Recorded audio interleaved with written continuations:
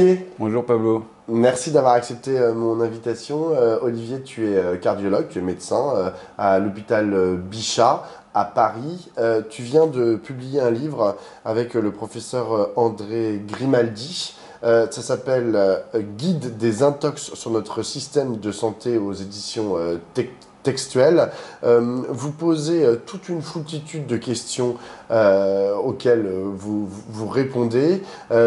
Qui interroge en gros pourquoi est-ce que notre système de santé en gros était le meilleur, est sûrement toujours dans une certaine mesure le meilleur du monde, mais pourquoi il est aussi en très grave danger ou pourquoi on est même parfois déjà dans la catastrophe. Alors on va revenir sur certaines questions importantes que vous abordez avec André, mais d'abord j'ai une question. Euh, Pourquoi est-ce que toi tu es devenu médecin? Qu'est-ce qui t'a motivé à devenir médecin? Et est-ce que, parce que tu travailles dans un CHU, donc tu vois de plus jeunes médecins, des gens qui rentrent dans la profession aujourd'hui, est-ce que tu as l'impression qu'il y a un changement dans les motivations des médecins à embrasser cette carrière, ce métier? Alors moi je suis devenu médecin, je viens d'une famille de cathos de gauche en gros, plutôt bourgeois, mais où on m'a éduqué dans le fait que justement ça m'obligeait en fait d'avoir eu de la chance d'être dans une famille plutôt aisée. Et quand j'étais en fin de lycée, c'était le moment où les French doctors, l'humanitaire se développait. Et c'était assez attractif. Donc quand moi j'ai décidé de faire médecine, c'était dans cette optique-là, avec l'idée d'aller faire de l'humanitaire et de sauver le monde en gros, quoi. C'était vraiment pour ça. Donc ça, c'est pour ça qu'il y a un fort attachement au collectif et à l'hôpital public dans mon travail. Et c'est donc quelque chose dont je reste persuadé, c'est-à-dire que la solidarité est le plus important et c'est ce qui va nous sauver dans la situation actuelle. Est-ce que les jeunes sont très différents aujourd'hui? Je pense qu'il y a une vraie scission, en fait. Et on a quand même une partie des jeunes médecins qui ont envie de pouvoir refaire de la médecine basée sur la qualité des soins, s'occuper vraiment des patients, et donc ceux qui sont plutôt attirés vers une médecine salariée. Et puis après, il y a le côté un peu, j'ai fait des études longues, donc je dois gagner de l'argent. Et donc il y a une vraie discussion de savoir combien ils doivent gagner, jusqu'où et à quel point la tarification à l'acte et la valorisation des actes techniques doit permettre certains de pouvoir gagner autant qu'ils veulent. On va revenir effectivement sur cette tarification à l'activité qui a été un gros changement il y a quelques années dans votre rapport à votre profession. Mais d'abord, lié à ce qu'on peut appeler, enfin, à tes motivations qui sont celles, à mon avis, de beaucoup de médecins. Tu as utilisé le concept de sauver le monde. Là, on revient sur le devant de la scène, une proposition qui est portée par la droite de la droite, qui a été notamment portée, y compris par des gens proches de Michel Barnier, qui est notre nouveau Premier ministre, c'est la suppression ou l'aménagement, c'est-à-dire la réduction du périmètre de l'AME, l'aide médicale d'État. On sent que c'est un des premiers trucs qu'il pourrait une des premières propositions qu'il pourrait mettre en place une fois qu'ils auront formé un nouveau gouvernement. Comment tu te positionnes là-dessus? Et plus largement, est-ce que, enfin, je sais que tu as signé une tribune en juin dernier avec beaucoup d'autres personnels soignants contre justement cette proposition. Est-ce que tu penses qu'il y a une unanimité des médecins quant à la non-suppression de cette aide médicale d'État? Alors, il y a un fort attachement quand même au sein des soignants pour dire que l'accès à la santé, il doit être universel. Et d'ailleurs, dans le serment d'Hippocrate, hein, il y a la non-discrimination et le fait qu'on doit soigner les indigents. Donc ça fait partie du serment au moins des médecins. Le symbole de faire... Si la première décision qui est prise pour le système de santé, c'est la suppression de l'AME, c'est une catastrophe. C'est-à-dire qu'en termes de symbole, dans un pays où on vient de mettre Manoukian au Panthéon, qui était, rappelons-le, un étranger communiste résistant, le fait qu'aujourd'hui, la première solution à la crise du système de santé, ça soit de diminuer l'offre de soins pour les étrangers précaires, ça serait un marqueur de civilisation terrible. On sait que supprimer l'AME, ça pose un problème éthique et idéologique, mais c'est surtout crétin sur le plan sanitaire. Hein, l'Espagne s'y est essayé il y a une vingtaine d'années, et ils sont revenus en arrière parce que les gens ne venaient pas se soigner, ils arrivaient dans des états catastrophiques dans les hôpitaux, ce qui pose des problèmes parce que ça nous coûte plus cher en fait à la fin, on va soigner des gens plus graves. Et puis tout ce qui est en termes de maladies infectieuses, si on ne soigne pas les gens, ils vont disséminer par exemple la tuberculose, qui est plutôt une maladie dans les milieux précaires. Et donc on n'a aucune raison rationnelle de diminuer l'accès à l'AME. On sait que le taux de recours d'ailleurs est assez faible. Et imaginer que les gens prennent le risque de traverser la Méditerranée parce qu'ils vont avoir accès à l'AME est complètement fou en fait. Donc je pense que, j'espère en tout cas que si c'est la première mesure que le gouvernement propose au Parlement et avec une alliance droite-extrême droite, il y aura une mobilisation des soignants. En tout cas, il y avait une partie du MoDem et de certains députés macronistes qui avaient aussi signé des tribunes en disant qu'ils étaient contre. Et donc, je pense que ça va être un marqueur très important de voir si on bascule ou pas vraiment vers une politique d'extrême droite ou pas. Alors maintenant, on va revenir à ce que vous écrivez dans votre bouquin. En gros, vous essayez de déconstruire toute une série aussi de préjugés que les gens ont vis-à-vis de notre système de santé. Le premier préjugé, c'est quand même ça coûte cher et ça va de moins en moins bien avec ce fameux trou de la Sécu qui est souvent lié dans l'imaginaire dès qu'on parle de système de santé public qui a été, vous revenez sur la généalogie de ce concept qui a été inventé par un politique. Hein. Qu'est-ce que toi, à la fois que praticien et aujourd'hui en tant qu'auteur de cet ouvrage, qu'est-ce que tu as à répondre à ceux qui te disent « Oui, mais de toute façon, le système de santé publique, c'est beaucoup trop cher pour que ce soit la collectivité qui le prenne en charge, c'est-à-dire l'État. Donc, autant laisser la chance au privé de nous donner un système de santé efficace et voilà, qui ne seront pas ponctionnés sur les données publiques. » C'est assez intéressant parce que bon, il y a de la théorie, puis après il y a de la pratique, et je pense que c'est bien de se comparer au niveau international sur les différents systèmes. Ce qu'on montre, c'est que, en gros, en termes de pourcentage de la richesse produite, c'est-à-dire du PIB qu'on consacre en France à notre santé, on est à peu près dans l'échelle des pays qui nous ressemblent. En termes de pourcentage du PIB par rapport à l'Allemagne, on est un peu en dessous, 12%, 12,1%, ils sont à 12,7%. Si on regarde par rapport en nombre de dollars par habitant, en fait, on est bien en dessous de l'Allemagne, parce qu'ils ont un PIB plus important que nous. Donc on est dans les clous en termes de richesse mise là-dessus.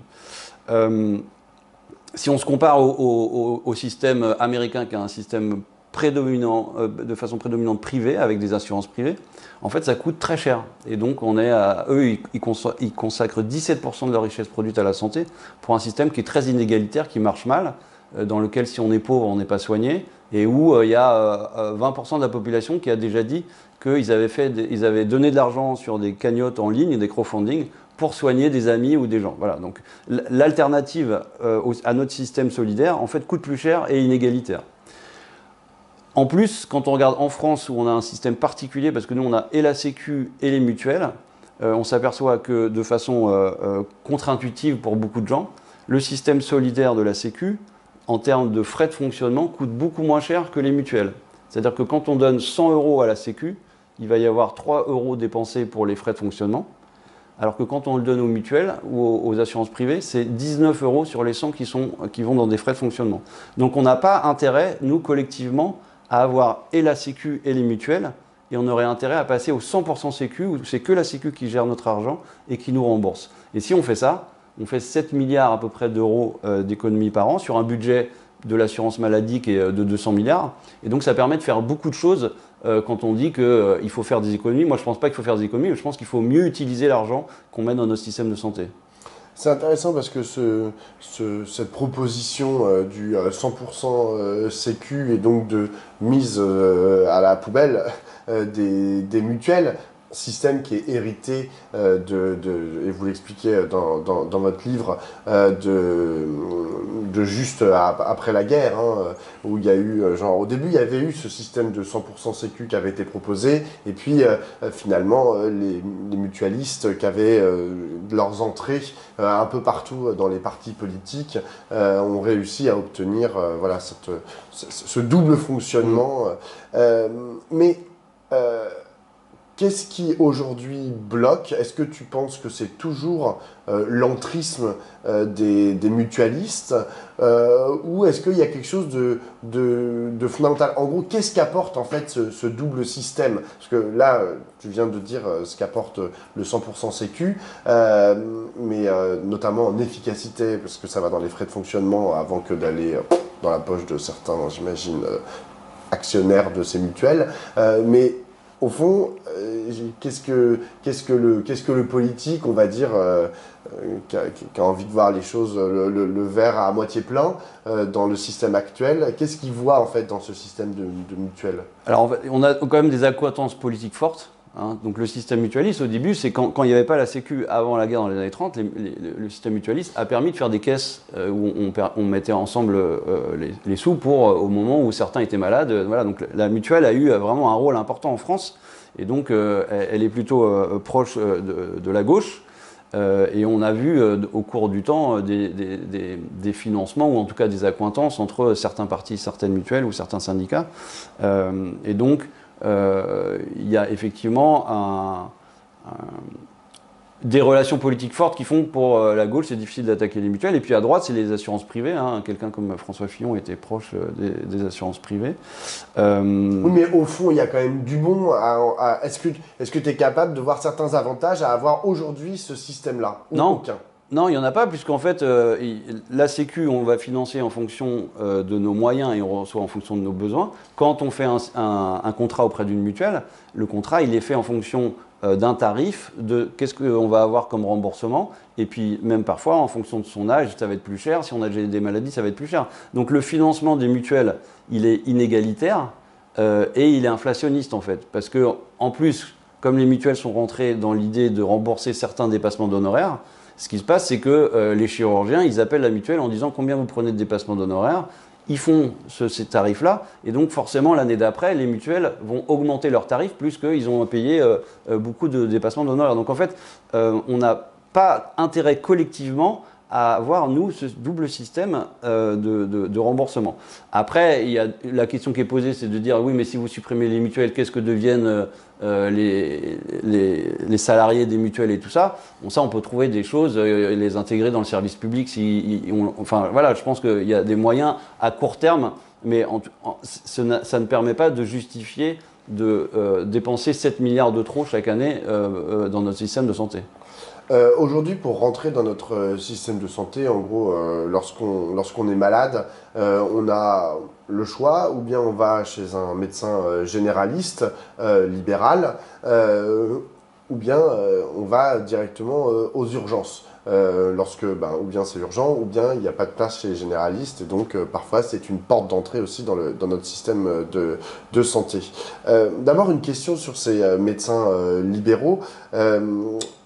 Roselyne Bachelot avait proposé, lorsqu'elle a été ministre de la Santé, de tous les fonctionnariser. C'était une proposition qu'elle avait à peine eu le temps de mettre sur le devant de la scène, parce qu'il y avait une levée de bouclier en disant non, non, non, surtout pas. Ça avait plusieurs avantages selon elle. Le premier, c'était que tu as parlé des dépassements d'honoraires, c'est fini, puisque genre, ça aurait été des fonctionnaires, donc il y aurait eu un tarif voilà, appliqué par l'État.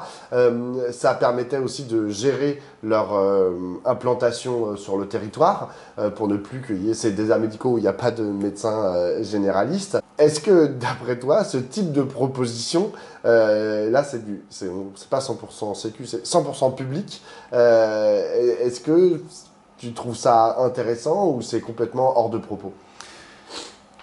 En tout cas, là, on est dans une situation où la population n'a plus accès aux soins de façon satisfaisante, ce qui pose problème. Il y a plein de causes à ça. Il y a eu le numerus clausus qui a fait qu'on a formé moins de médecins en disant qu'ils allaient faire moins de médecins, moins de dépenses. En gros, c'était ça l'idée. Voilà.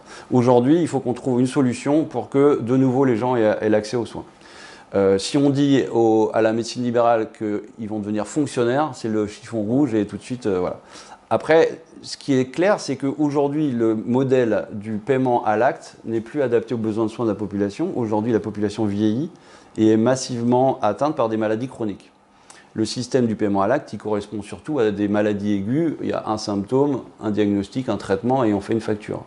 Pour les patients âgés, polypathologiques, qui ont des maladies chroniques, en fait, il faut qu'on les voie le nombre de fois qu'il y a besoin dans l'année. On ne fait pas beaucoup d'actes. Donc ça doit être une rémunération au moins au forfait, voire de dire bah, vous êtes salarié et puis après vous vous débrouillez et vous soignez les gens en fonction de l'état de l'art et en fonction des patients. On s'adapte aux patients. Pour nous, le modèle alternatif, donc ça serait de créer des centres de santé, en particulier dans les endroits où il y a des déserts médicaux, soit gérés par les collectivités locales, plus ou moins avec les hôpitaux. Et il faut qu'on ait des endroits bien organisés, avec du matériel, avec du personnel administratif, qui décharge les médecins qui se plaignent beaucoup de faire de l'administratif. Et à partir du moment où ils ne sont plus payés à l'acte, il y a beaucoup moins de paperasse à faire. Et on offre un lieu où c'est agréable de venir travailler, où on bosse avec des infirmières formées, avec qui on peut faire de la délégation de tâches, des kinés, enfin voilà, des choses dont on a vraiment besoin la population et qui ne rentrent pas du tout dans le modèle du paiement à l'acte.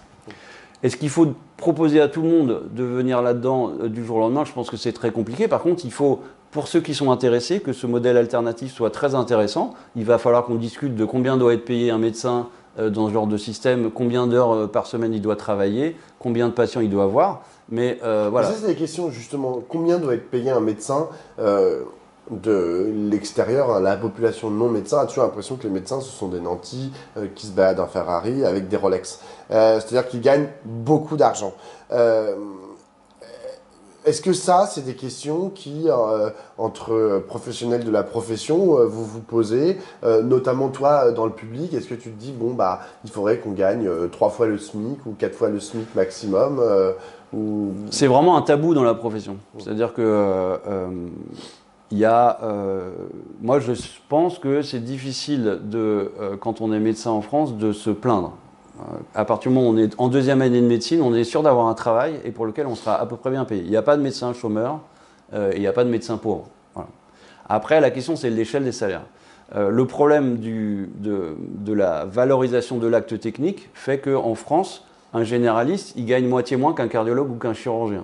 Ça se discute. Aujourd'hui, on a vachement besoin de généralistes et finalement, ils sont payés moitié moins. Les pédiatres, dont on a beaucoup besoin aussi, ils ne font pas d'actes, donc ils sont payés même un peu moins que les généralistes en moyenne en France. C'est à discuter. Combien la socialisation des frais de santé doit faire qu'un médecin a un salaire combien de fois le SMIC justement et je ne pense pas que ça soit aux médecins de décider de ça, ce qui est le cas actuellement. Et donc je pense que c'est un débat démocratique à avoir en disant dans l'échelle des salaires, où est-ce qu'on veut à peu près mettre les soignants. Parce que le problème se pose aussi pour les infirmières, qui en France sont bien moins payées par rapport au salaire moyen que dans les pays comparables. À partir du moment où il y a du paiement à l'acte et de la possibilité de dépassement d'honoraires, ça fait qu'il y a une possibilité d'augmenter son salaire avec une ambiguïté aussi les gens pensent que s'ils payent cher, ils vont être mieux soignés, ce qui n'est pas vrai, que les choses soient bien claires. À l'hôpital ou en ville, le fait de faire du privé à l'hôpital ou de faire du dépassement d'honoraires qui, soi-disant, est fait avec tact et mesure, est uniquement à la décision du médecin. Il n'y a personne qui décide qu'il vaut tant ou tant ou tant. Est-ce que justement il y a des gens qui contrôlent, là tu viens de dire avec tact et mesure, c'est une formule consacrée, je l'ai appris en lisant ton livre, qui contrôle que justement ce dépassement d'honoraires à l'hôpital, cette patientèle privée qui peut venir à l'hôpital voir un médecin, qui contrôle que c'est bien respecté? Alors le tact et mesure, il n'est pas contrôlé parce qu'il n'y a pas de définition en fait. Donc on a juste, par exemple à la PHP, là où je travaille, on a eu les revenus des gens qui font du privé à l'hôpital. Et donc en moyenne, c'est de l'ordre de 100 000 euros par an.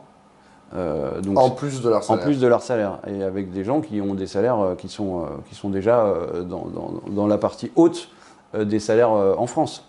Donc ça dépend beaucoup des spécialités, parce que si on fait que de la consultation, c'est difficile de faire des consultations très chères, et quand on fait des actes, par exemple les radiothérapeutes qui font du privé, et ils gagnent en moyenne 300 000 euros par mois en plus de leur salaire à la PHP, ce qui pose un problème énorme en fait. Mais est-ce qu'il y a des mécanismes de régulation? Aucun. Le Conseil de l'ordre, tout ça, Le Conseil de l'ordre, ça pourrait être leur sujet, mais en pratique, ça ne l'est pas. Est-ce que du coup, il ne faut pas une réforme de ce Conseil de l'ordre? Non, parce que j'entends souvent parler des conseils de l'ordre, des médecins, et je me dis, mais qu'est-ce qu'ils font? Parce qu'il y a quand même des gros problèmes de gens qui... Il y a des manques patents à la déontologie de la médecine, dont d'ailleurs pourraient faire partie les médecins qui gagnent ces sommes-là dans un environnement public. Hein, et le fait qu'ils ne fassent rien est quand même un petit souci. Le problème de l'accès aux soins a quelque chose à voir, quelque part, avec la régulation de l'installation et les dépassements d'honoraires. Effectivement, ça devrait être un problème éthique qui est pris en charge par le Conseil de l'Ordre des médecins. C'est vrai que moi, quand j'ai travaillé 10 ans dans le 93 à Montfermeil à l'hôpital, et j'avais régulièrement des patients qui venaient à l'hôpital parce qu'ils disaient qu'ils n'arrivaient pas à trouver de cardiologue en secteur 1 dans le 93 pour s'occuper d'eux. Donc ça a un retentissement sur la prise en charge des gens. Et effectivement, ça devrait être un problème éthique et déontologique. Dans votre livre, vous parlez aussi de l'évolution des raisons que les gens ont de fréquenter notre système de santé, notamment l'inflation des maladies chroniques qui modifie en profondeur, ou qui devrait modifier en profondeur la façon dont on envisage notre système de santé. Est-ce que tu peux nous en parler? De quelle évolution on parle? En fait, on parle de... si on reprend l'histoire de la Sécu, en fait, au lendemain de la guerre, le début initial de l'argent qu'on mettait dans la Sécu, c'était principalement pour les indemnités journalières des gens qui ne pouvaient pas travailler pour des raisons de santé. On palliait au manque de salaire. Et à ce moment-là, il y avait peu de soins, en fait. Peu d'hospitalisation, peu de soins. Voilà. Et puis, au fur et à mesure, on a commencé à avoir des techniques, des traitements, et on a surtout traité la maladie aiguë d'une population jeune. Et puis la population vieillit, heureusement, l'expérience de vie augmente, et donc les gens vivent avec du diabète, de l'insuffisance cardiaque, des complications de l'hypertension, des choses comme ça. Quand ils font des complications de notre mode de vie, c'est-à-dire le diabète, l'hypertension, ça, ils font des infarctus, mais on les soigne mieux et ils vivent plus longtemps. Ils font des accidents vasculaires cérébraux, on arrive à ce qu'ils ne meurent pas et qu'ils vivent plus longtemps, mais avec des handicaps. Et donc c'est cette population-là qui nécessite ce qu'on appelle une prise en charge à 100%, les ALD, où il y a plus de 12 millions de la population qui vit avec ces maladies chroniques. Et donc, on a besoin qu'on puisse prendre ces gens-là en charge de façon régulière, parfois à la demande quand il y a des décompensations, et avec un système qui, pour qu'il soit bien soigné, demande la coopération des acteurs et pas la concurrence des acteurs. Et jusqu'à le tournant des années 2000, c'était l'idée on va mettre les acteurs en concurrence pour faire diminuer les prix et améliorer l'efficience. C'est exactement l'inverse qui s'est passé parce que la santé n'est pas un marché et on ne peut pas raisonner comme ça. Donc aujourd'hui, nous, ce qu'on dit, c'est qu'il faut que le système s'adapte aux besoins de soins de la population, qui est principalement la maladie chronique, que malheureusement, comme on a eu l'idée inverse depuis des années, on a transformé les structures de soins, et en particulier l'hôpital public, en des producteurs d'actes. Et donc, on produit des actes plutôt sur de la maladie aiguë.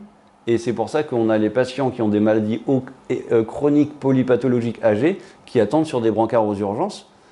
Aussi parce que l'hôpital n'est plus organisé pour les accueillir et parce qu'il n'a pas intérêt à les accueillir sur le plan financier avec la tarification à l'activité. Donc, nous, ce qui est inscrit dans le préambule de la Constitution, c'est le droit à l'accès à la santé. Ce n'est pas la liberté des médecins, ce n'est pas le fait que les hôpitaux ne doivent pas être en déficit, et il faut revenir à ça. Et il faut qu'aujourd'hui, on est dans une situation qui est tellement grave qu'il faut qu'on reparte de l'intérêt général. On a besoin de prendre en charge les maladies chroniques, et il faut que ça soit organisé sur un territoire. Il faut qu'il y ait une obligation de prise en charge des patients par territoire. Il faut que ça fasse partie, en gros, de l'aménagement du territoire. Comment on fait dans un territoire pour qu'il y ait un accès aux soins? Et à ce moment-là, on s'organise. Et si les soignants ne sont pas capables de s'organiser, il faut que l'État prenne la main. Je te propose un autre préjugé que les gens ont vis-à-vis du système de santé et ce trou de la sécu qui est lié à ce que tu dis, c'est ah ben mais de toutes les façons, le problème c'est l'inflation de ce dont les personnels soignants ont besoin pour pratiquer.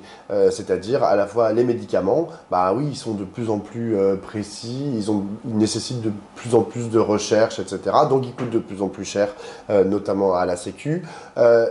Les technologies de pointe qui sont utilisées à l'hôpital, en radiologie, en chirurgie, etc., bah, ça coûte aussi de plus en plus cher. Et donc, il est normal que derrière, ben, le système de santé ne soit plus à l'équilibre à cause de cette inflation des médicaments et des technologies. Est-ce que c'est juste de penser comme ça ou pas du tout? Alors, on a de plus en plus de personnes âgées, on vit de plus en plus longtemps, donc on a plus de gens à soigner. On s'aperçoit que dans les pays égaux aux nôtres, on arrive à peu près à stabiliser le pourcentage de PIB mis pour le système de santé. On pourrait se demander de dire est-ce qu'il ne faut pas l'augmenter un peu, parce que ça c'est juste une décision politique. Hein. Quand on voit que les Américains ils dépensent 17% pour leur santé, mais ça va dans les poches du privé principalement. C'est juste une question de décision politique où on met notre argent collectivement. Bon. Mais là, en tout cas, on arrive à le limiter, probablement avec une affection des ressources qui est probablement pas optimale. Après, est-ce que la technologie, forcément, améliore les choses? Moi, dans le domaine où je travaille, une des grandes pathologies, c'est le problème des coronaires qui se bouchent. Et ça fait des années qu'on a développé des techniques où on va déboucher les coronaires. Et en fait, là, les études récentes montrent que quand on fait un infarctus, dans les premières minutes, dans les premières heures, il faut aller déboucher les artères en urgence, ça sauve des vies. Mais tout le reste qu'on fait dans plein de centres, dans plein d'hôpitaux, d'aller déboucher les artères chez des gens qui ont une pathologie chronique, en fait, ça ne fait pas mieux que le traitement médical. Et donc, on continue à faire ça partout parce que c'est très valorisé par la Sécu, ça fait vivre les hôpitaux et les cliniques. Mais en fait, on devrait plus le faire. Si on regarde, voilà. Donc ça, c'est des notions où on faisait des techniques. Finalement, les traitements ont bien progressé, médicamenteux. Donc, il va falloir diminuer le part de technique et il va falloir savoir comment on régule pour que les gens arrêtent de faire des actes qui ne servent à rien. Après, sur le prix des médicaments, en fait, en gros, on a deux sujets. Il y a le sujet des nouveaux médicaments, et où là, les industries pharmaceutiques ont une politique super agressive, et où maintenant, ils sont dans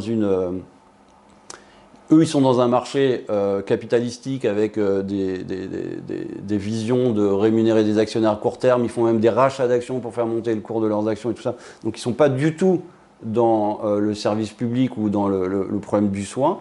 Et quand ils mettent des nouvelles molécules sur le marché, ils demandent des prix faramineux. Et au lieu de dire ça nous a coûté tant en recherche et développement, ils disent si on n'avait pas soigné le patient, ça vous aurait coûté tant de millions, donc on va vous demander tant. Et avec ça, vous faites des économies.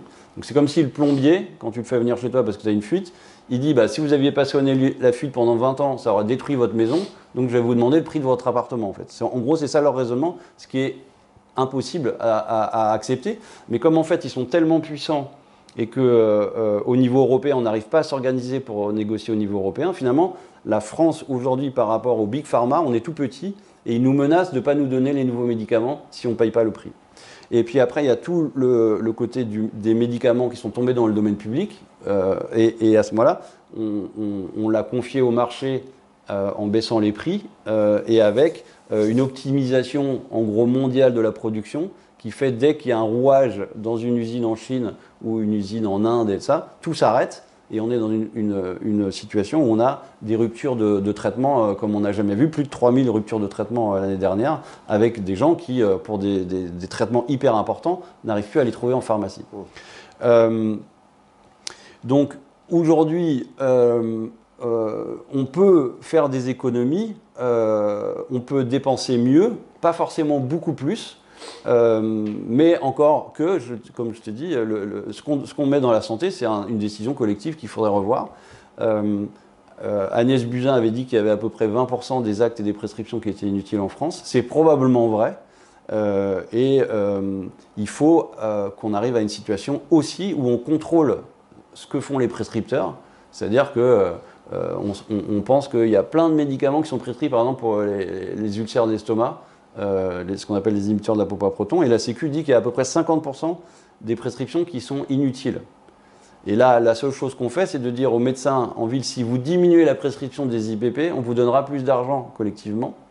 Alors que si c'est une prescription inutile, c'est une prescription inutile. Il faut avertir une fois, deux fois, et après, il faut qu'il y ait une sanction. Mais ça, c'est très difficile à imposer au monde de la médecine, alors que les assurances privées américaines, elles sanctionnent les médecins qui ne respectent pas l'état de l'art des prescriptions. J'ai une dernière question, Olivier.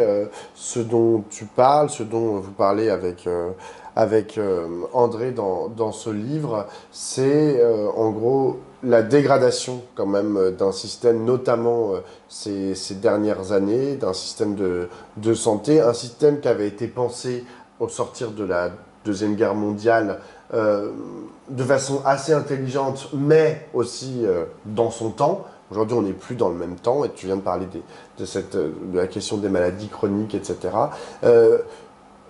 Comment, d'après toi, on pourrait essayer de changer le braquet de sens, et notamment, je parle de la mobilisation des personnels soignants. C'est-à-dire que j'ai l'impression qu'il y a un peu une acceptation de la façon dont aujourd'hui on pratique la médecine, et tant pis, bon bah oui, c'est devenu un marché, donc bon bah les médecins et globalement les personnels soignants sont un peu ok, tant pis, on va faire ce qu'on peut là-dedans, mais je ne vois pas en fait de véritable dynamique des professionnels pour essayer d'influer sur ce que vont faire par exemple, ou ce que vont penser les politiques.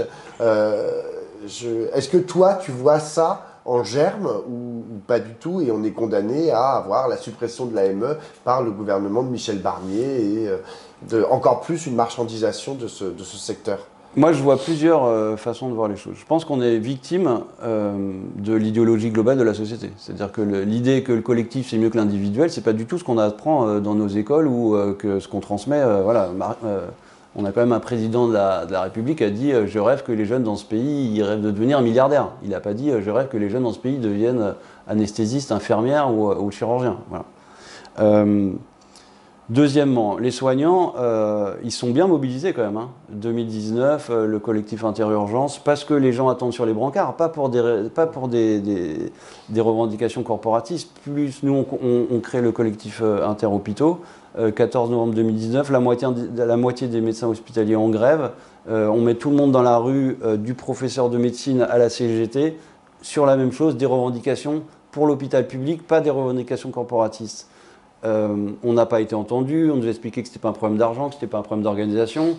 Il y a eu le Covid, on s'est fait applaudir à 20h. Macron qui tient des discours fantastiques, il y a des choses qui doivent sortir du marché, quand les choses vont mal, notre État-providence c'est bien. Tout le monde se dit, il a compris, on va avoir un plan à la fin.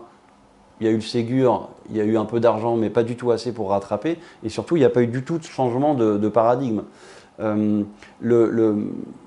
souffrance, la maltraitance que consiste à transformer l'hôpital en entreprise, à prendre des patients rentables, et voilà, les soignants ne l'acceptent plus. Au début, ils sont mobilisés, maintenant ils partent. Effectivement, ils sont un peu découragés. Mais malgré tout, je pense que dans le pays, il y a un consensus fort sur la défense de nos systèmes solidaires. Et d'ailleurs, il n'y a aucun homme politique qui dit publiquement qu'il va détruire le système solidaire pour passer à un système privé, même s'ils le font petit à petit. Donc il n'y a pas de mandat politique pour faire la politique qu'ils ont fait depuis des années. Il y a probablement une sous-estimation dans la population du fait que le système qu'on a de solidarité est inédit dans l'histoire du monde et assez exceptionnel quand on regarde dans les autres parties du monde. Et je pense que c'est là où il y a un gros travail à faire pour la gauche, c'est de dire attention, ça peut être supprimé. Il y a beaucoup d'argent en jeu, les 200 milliards de l'assurance maladie. Pour les assurances privées, c'est quelque chose qu'ils rêvent de récupérer. Mais ça veut dire qu'on bascule sur un système à l'américaine où on peut mourir d'être pauvre. Et donc, je pense qu'aujourd'hui, si on veut qu'il y ait un changement et qu'on revienne aux bases, il faut repartir de la Constitution, c'est-à-dire le droit à la santé, un système solidaire, et la solidarité, ça coûte moins cher que la concurrence. Et si on arrive à mettre ça dans le débat public, je pense que très vite, les hommes politiques seront obligés de prendre des décisions fortes et sans nous sortir des fausses solutions. L'AME serait vraiment une catastrophe, mais en plus aller vers plus de mutuelles en gros, quand on met des remboursements vers les mutuelles, en gros, on privatise le système et on le sort de la Sécu, pour lequel, on l'a dit tout à l'heure, on avait tous intérêt que ce soit la Sécu qui nous rembourse. Ben, j'ai plus qu'à te souhaiter, à toi et à tout le collectif Interhôpitaux, le collectif Interurgence et tous les personnels soignants mobilisés, beaucoup de succès dans vos luttes et on est avec vous. Haut les cœurs. Salut Olivier. Merci, salut Paulo.